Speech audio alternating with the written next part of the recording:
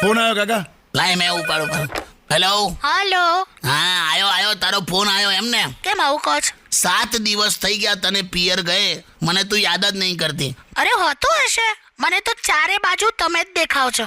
એમ તુવેરની દાળમાં, ચોખાના દાણામાં, ઘઉંના લોટમાં, અમુક કઠોળમાં, બસ તમે જ દેખાવ છો. અલા હું ધણી છું કે ધનેરું?